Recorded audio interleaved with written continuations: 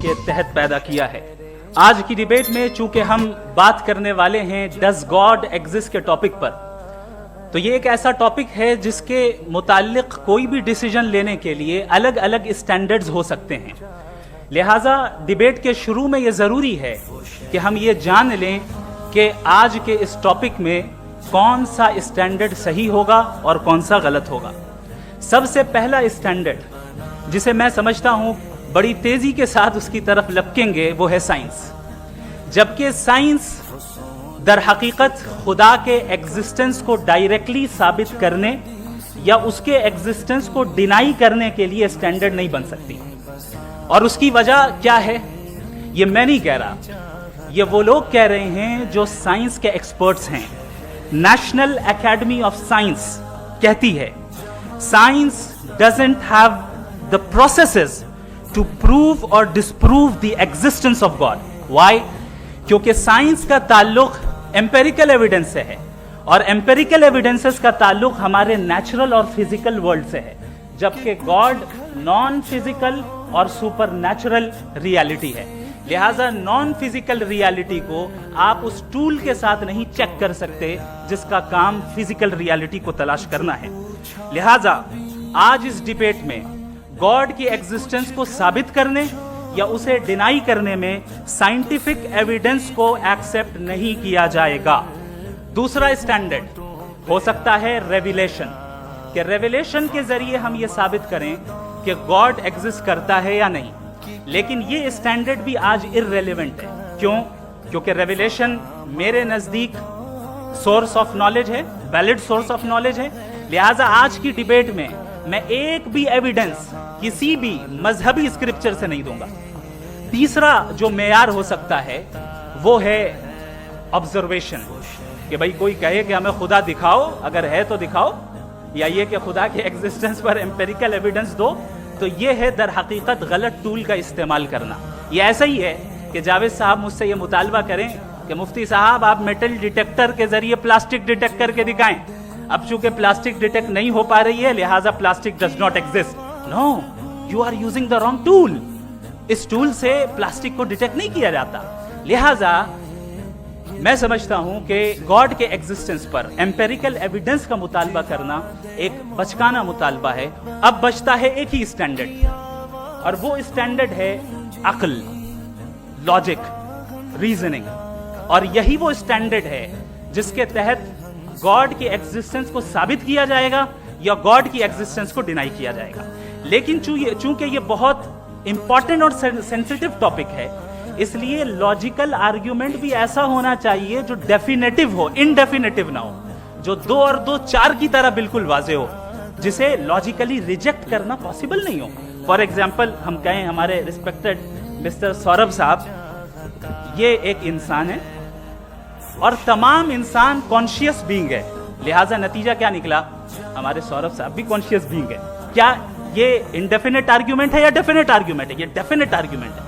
یہ 2 اور 2 کی طرح واضح ہے، اس میں کسی طرح جو ہے لاجیکلی اس کو ریجیکٹ نہیں کیا جا سکتا۔ تو اگر آج ہمارے جاوید اختر صاحب ایسی کوئی عقلی دلیل اور لاجیکل ایویڈنس دیں خدا کے نہ ہونے پر جو ڈیفینٹ بھی ہو، تو میں یہ اعلان کرتا ہوں کہ یقیناً میں اس ایویڈنس کو قبول کروں گا اور اس پر غور کروں گا۔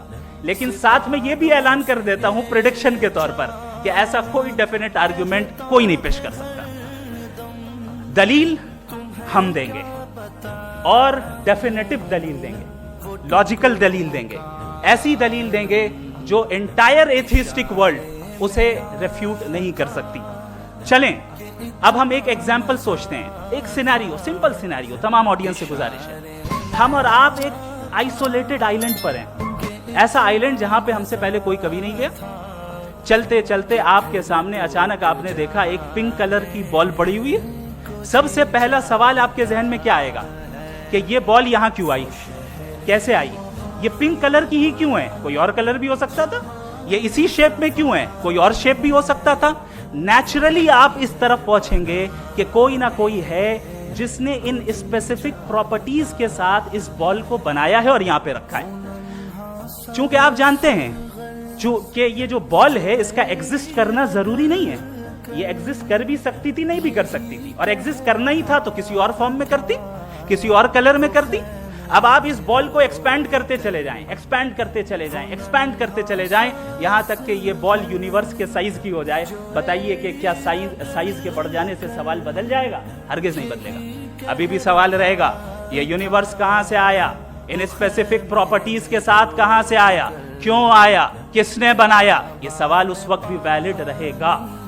لیکن یہ سوال اگر ہم جناب جاوید اختر صاحب سے کریں تو چونکہ ان کا ورلڈ ویو ایتھیسٹک ہے, اور صرف ان کا نہیں, مطلب جتنے بھی ایتھیسٹ ہیں اور ایتھیسٹک ورلڈ ویو کو رکھنے والے سے اگر آپ یہ سوال کریں کہ یہ یونیورس کہاں سے آیا, تو ان کا جواب یا تو آرگیومنٹ فرام اگنورینس ہوگا یا ڈوگمیٹک ہوگا.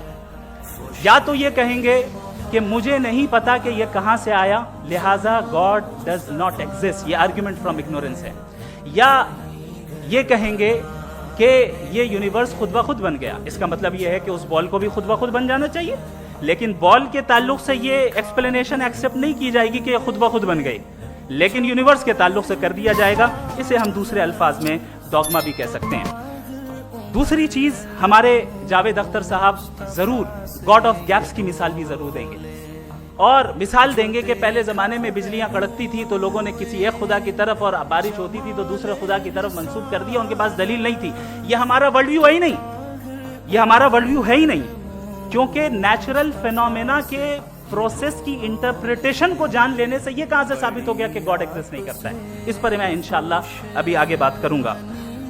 آپ حضرات یہ بھی دیکھیں گے, اور میں یہ ایکسپیکٹ کرتا ہوں کہ ہمارے رسپیکٹڈ جناب جاوید اختر صاحب ضرور ایموشنل آرگیومنٹس بھی دیں گے, جو کہ ایک لاجیکل فیلیسی ہے جب بات آتی ہے ٹروتھ کو ڈیسائیڈ کرنے میں. کیوں؟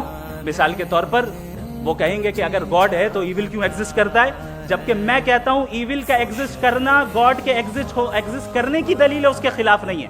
چونکہ اگر گاڈ ہے تو ہم سب اس کے سامنے اکاؤنٹیبل ہیں, اور اگر ہم اکاؤنٹیبل ہیں تو اکاؤنٹیبلٹی کے لیے ایول کا موجود ہونا ضروری ہے, اس کے بغیر ہم اکاؤنٹیبل نہیں ہو سکتے. اور اگر ہم اکاؤنٹیبل نہیں ہیں تو ہم جناب جاوید اختر صاحب سے پوچھیں گے کہ آپ بتائیں کہ پھر سفرنگ اس دنیا میں کیوں ہے؟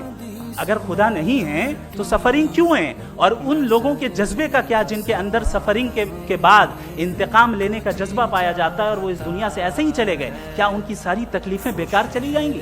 اب آ جائیں اسی ایگزامپل کی طرف کہ بال, مجھ سے اگر کوئی پوچھے اس بال کو کس نے بنایا, یا اس ایکسپینڈڈ بال کو کس نے بنایا, میں کہوں گا کہ چونکہ یہ یونیورس اور اس یونیورس کی تمام چیزیں کنٹینجنٹ ہیں. کنٹینجنٹ ہونے کا مطلب یہ ہوتا ہے کہ جو اپنے ایگزسٹنس پہ کسی کے اوپر ڈیپینڈ کرتی ہو, تو ظاہر ہے یہ یونیورس کنٹینجنٹ ہے. اور اگر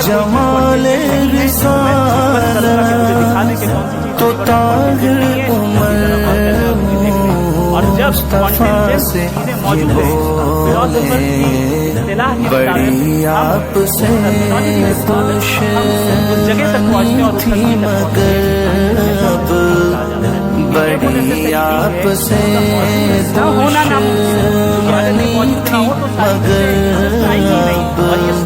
غلامی میں آنے اب اگر آپ یہ سوال کو جی چاہتا ہے,